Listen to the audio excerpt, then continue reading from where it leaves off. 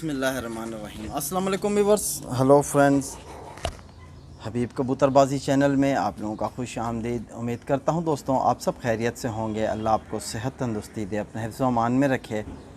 तो आज की वीडियो बना रहा हूँ, कुछ भाइयों के सवाल हैं मेरे पास। तो एक भाई है, सवाल करते हैं हाई फ्लाइंग पिजन, ठीक है।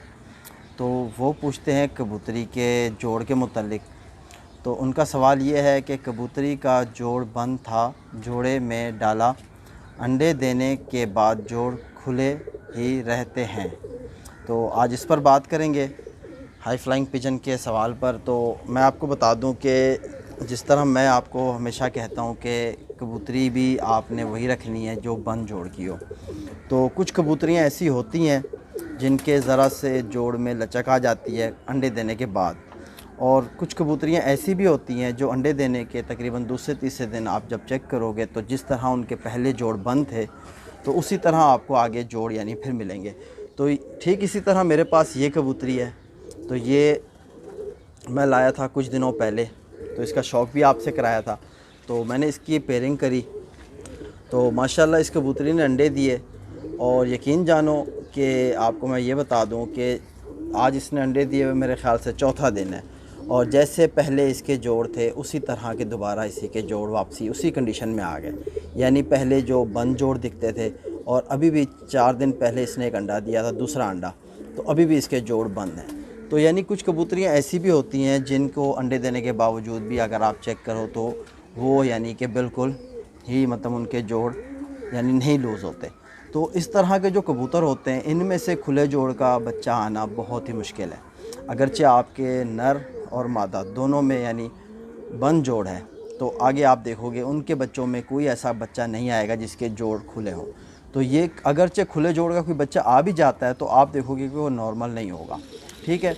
यानी उसमें ये होगा कोई ना कोई बीमारी का वो उस पर अटैक होगा और उस बीमारी के आने की वजह से ही उसके जोड़ खुल जाएंगे। या जब वो यानी कि बच्चा होता है, अक्सर बच्चे यानी सही तरीके से पल के बाहर नहीं आते। अगरचे पलने में प्रॉब्लम हो जाए बच्चे को, यानी जब फीड ले रहे होते हैं माँ बाप से, यानी जब कबूतर फीड करा रहा होता है बच्चों को, तब यानी अगर बच्चा कमज़ोर पले तो उस बच्चे के जोड़ खुल जाते हैं। लेकिन जो यानी अब इस नर और ये मादा इसके जोड़ जिस तरह बंद हैं तो इसमें से जो भी बच्चा आगे आएगा बंद जोड़ का ही आएगा। तो जिस कबूतरी में ये होता है कि जोड़ हल्का सा खुल जाए तो आप देखोगे उसमें ऐसे बच्चे भी आपको नज़र आएंगे जो यानी खुले जोड़ के होंगे, और कुछ ऐसे भी होंगे जिनके जोड़ बंद होंगे।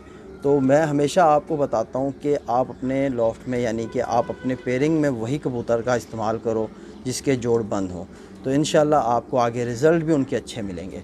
तो इसी तरह और भी भाई हैं, उनके भी सवाल हैं तो उस पर बात करेंगे। तो मेरे ख़्याल से पिजन हाई फ्लाइंग पिजन वाले आपकी समझ में आ गई होगी बात। तो यानी मैं भी कबूतरियाँ लाता हूँ अगर बाहर से कि अगर वो अंडे देने के बाद जोड़ खोल देती हैं तो उनको मैं जोड़े से हटा देता हूँ, रखता भी नहीं हूँ। तो हर किसी की अपनी पसंद होती है, ये मेरी पसंद है जो मैंने आपसे शेयर करी है। तो माशाल्लाह इस कबूतरी का आप शौक़ करो।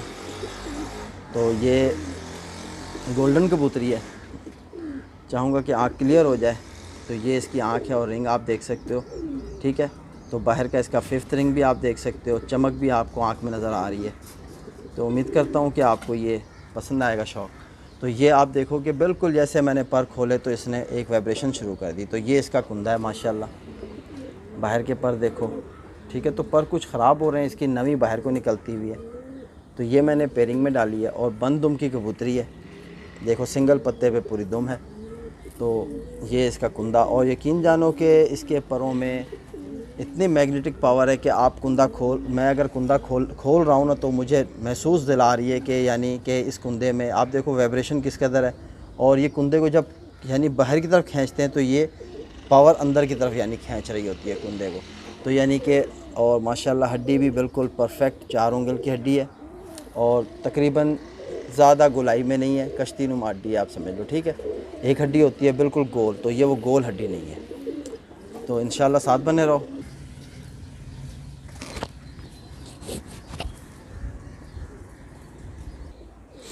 तो इसी तरह हमारे साथ एक और भाई हैं दरवेश पिजन। तो वो पूछते हैं हबीब भाई के हमारे यहाँ कुछ मसला हुआ, 7-8 बच्चे पल रहे थे तो अचानक से कोई बीमारी वगैरह आई या पता नहीं क्या हुआ कि अचानक से जब मैंने उनको पकड़ के चेक करा तो कबूतर की जो ये चेस्ट वाली हड्डी होती है ठीक है, नीचे वाली ये मुड़ चुकी है। तो माशाल्लाह आप मेरे हाथ में देख सकते हो कि मेरे घर का एक बेबी पिजन मौजूद है, तो इंशाल्लाह इसका भी आपको शौक़ कराऊँगा।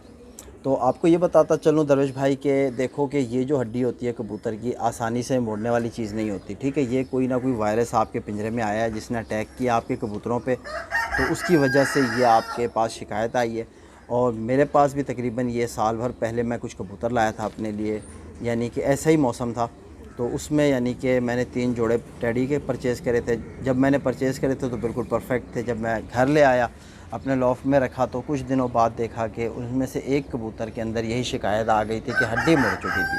तो फिर मैंने करंटली उससे कांटेक्ट किया जिससे मैंने कबूतर लिए थे। तो मैंने उससे पूछा कि भाई आप ये बताओ मुझे कि यार ये कबूतर के अंदर पहले से तो ये ऐब नहीं था जब मैं लाया आपसे, और ये हुआ क्या है, तो वजह बता दो। तो उसने मुझे कहा कि यार मैं वैक्सीन वगैरह करता हूँ कबूतर को, तो मैंने इस बार नहीं करी हुई थी, तो इस वजह से शायद हो सकता है कि ये प्रॉब्लम आई हो। तो जो भी था फ़िलहाल कबूतर मेरे पास 6-7 महीने रह गया। उसके बाद यानी उसकी हड्डी में थोड़ा सुधार आया, लेकिन पूरी स्ट्रेट नहीं हुई थी, हल्की सी फिर भी बैंड थी, तो वो कबूतर मैंने हटा दिया, ठीक है। तो आपको जैसे पता है कि मैं पहले भी यानी कम कबूतर रखता हूँ, मेरे पास टाइम नहीं होता कबूतर को शौक़ यानी इतना कर नहीं सकता प्रॉपर तरीके से, तो मैं अपने पास यानी ज़्यादा कबूतर वैसे भी नहीं रखता हूँ। तो यानी मैं जो कबूतर भी रखता हूँ परफेक्ट कबूतर होता है, जो यानी मेरी समझ में आ रहा होता है, हड्डी जोड़ आँख पर कुंदे वगैरह अच्छे होते हैं, तो वही कबूतर रखता हूँ, और ज़्यादा कबूतर मैं रखता नहीं। तो ये आपको बता दूँ कि इस चीज़ का कोई इलाज नहीं है।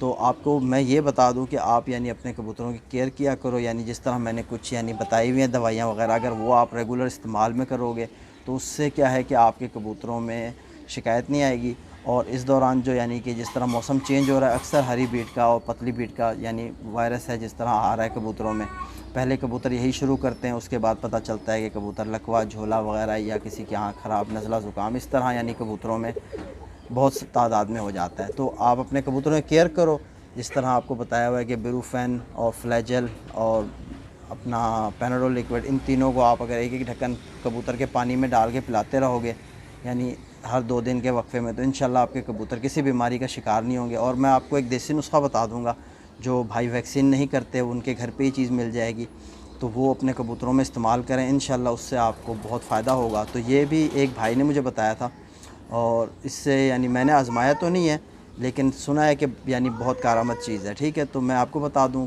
तो आप अपने कबूतरों में इस चीज़ का इस्तेमाल करके देखो, 100% इसका ज़रूर रिज़ल्ट आएगा आपके पास। तो जिस तरह मिर्च वगैरह होती है, आपको तो पता है खाने में इस्तेमाल होती है हरी मिर्च, तो इसी तरह से में एक लाल मिर्च आती है सूखी हुई, उसके अंदर से आप यानी 4 मिर्चों के बीज निकाल लो, किसी खरल में डाल के उसको यानी बिल्कुल पीस के पाउडर की शक्ल बना लो, और आप बाज़ार से ले आओ 5 एक अंजीर, ठीक है। अंजीर जो होती है खाने में मिल जाएगी, फ्रूट्स नट वालों के पास आराम से मिल जाएगी, ठीक है। फ्रूट्स नट्स जो बेचते हैं, बादाम पिस्ते वगैरह, उनसे आप अंजीर ले आओ, 5 अदद अंजीर होनी चाहिए। और आपने जो अपना घर में जो इस्तेमाल में आ रहा है हमारे लहसन वगैरह, थूम भी कहते हैं, लहसन भी कहते हैं, तो आपने उसके 3 डलियाँ अंदर से निकाल लेनी है, जवे, ठीक है।